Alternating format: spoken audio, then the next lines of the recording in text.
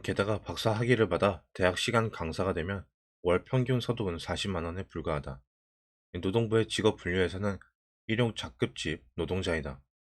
대다수의 대학에서는 교수를 채용하여 강의를 맡기면 적어도 월 400만 원은 소요되는데, 반해 강사는 싼 임금으로 부리다가 언제라도 해고할 수 있기 때문에 강한 강사를 선호한다.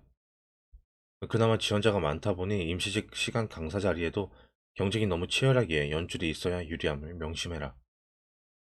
이 기와 러시아인 박노자가 쓴 당신들의 대한민국은 한국의 대학과 교수 사회의 치부를 제3자의 눈으로 아주 잘 보여준다. 어쨌든 박사 학위는 경제적으로 어느 정도나 투자 가치가 있을까? 딱 잘라 말해서 큰 도움은 안 된다.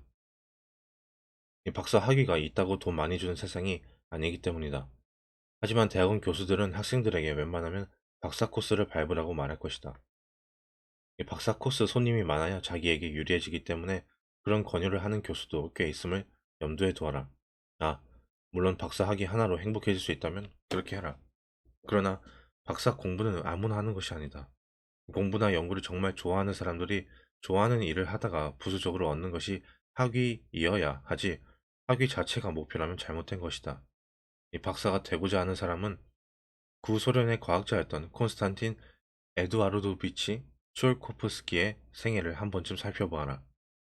이 가난하였던 그는 혼자서 공부하고 10대 시절부터 우주 여행의 꿈을 키우며 병아리를 빠른 속도로 돌려봄으로써 중력 가속도가 생물에 미치는 영향을 밝히기도 하였고, 이 다단 로켓의 이론도 마련하였다. 이 돈이 없다 보니 목수일과 대장장이 일까지 하면서 증기기관, 풍차, 펌프 등을 직접 만들어 연구에 사용하였다. 그의 논문들은 아무도 알아주지 않았기에 교사 일을 하거나 공상과학 소설을 집필하여 생계를 꾸려갔지만, 홍수에 큰 피해를 입기도 하고 아들은 자살하고 딸은 반동으로 체포되는 등 불행의 연속이었다. 이 병상에 누워있던 나이 60살이에서야 그는 비로소 국가의 인정을 받았다. 이 대학원 박사 과정은 이 치얼코프스키처럼 진짜 연구를 좋아하는 사람들이나 가라는 말이다. 결론: 공부하는 것을 좋아하고 남들보다 공부를 상대적으로 아주 잘하며 전공이 돈 버는 것과 관련되어 있고 나이가 많지 않다면 고학력을 추구한 대가를 경제적으로 얻을 수 있다. 그렇지 않은 경우라면 투자 대가를 경제적으로 크게 기대하지는 말아라. 인문대에서 배우는 것들이 너무 좋아서 박사 학위까지 받으려고 한다면 학위 취득 후에는 결코 안정적이라고는 할 수 없는 강사 자리 하나 얻는 것조차 만만치 않을 것이며, 아주 특별한 경우가 아니라면 경제 시장에 자신이 내답할 수 있는 것은 전혀 없다는 사실을 기억해라. 이 정부의 연구 지원금을 받아 만들어진 이공계 대학원의 일부 자료를 수준을 볼 때 나는 지금의 한국 대학 및 대학원들의 커다란 거품이 끼어 있다고 생각한다. 이 연구 과제비에 매달려 사는 교수들의 모습은 전 세계 도처에서 찾아볼 수 있다.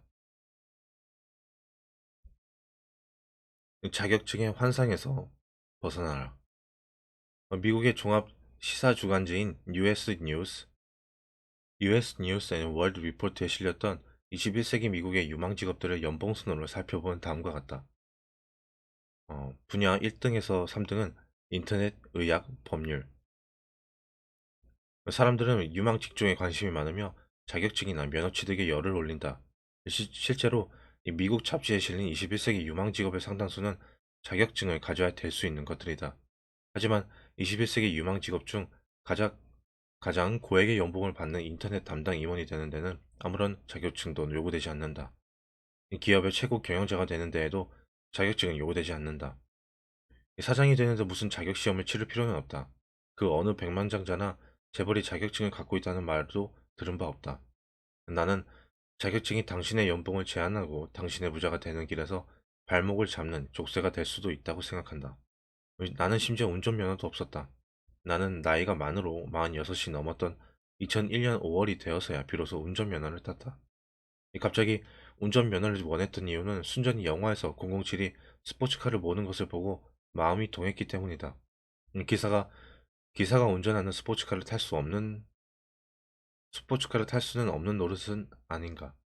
30대 말에도 어느 영화에서 주인공이 초경량 비행기로 하늘을 나는 장면을 보고 마음이 동하여 조종수를 한 달 동안이나 배운 적이 있지만, 제한된 지역에서만 비행을 하여야 한다는 게 매력을 반감시켜 면허 시험을 보지는 않았다. 아주 가난하여 배고픔이 일상이었던 20대 초. 나에게도 운전면허를 딸 수 있는 기회가 많았다. 군대에서 제대하고 난 첫 해, 어느 겨울날 3일은 굶은 채 제대하고 난 첫 해, 어느 겨울날 3일은 굶은 채 담배꽁초를 피우고 동대문 근처의 길거리에 쓰러졌을 때에는 정말 운전이라도 하고 싶었다. 그러나 나는 죽으면 죽었지 이 사회에서의 대가가 너무나도 뻔하게 고정되어 있는 그런 직업은 처음부터 피하려고 했다. 음. 나는 내가 운전면허를 갖게 되면 운전사가 될 가능성이 생기는 것을 두려워하였다. 운전면허증에 의해 이 사회에서 얻을 수 있는 대가가 평생 고정될 수도 있다는 사실을 싫어하였던 것이다. 게다가 사람은 어쩌다 한 번 들어간 놀이판에서 평생을 놀게 될 가능성이 꽤 높지 않은가. 이 가난이 주는 절망에 세 번이나 자살을 시도하였던 나였다.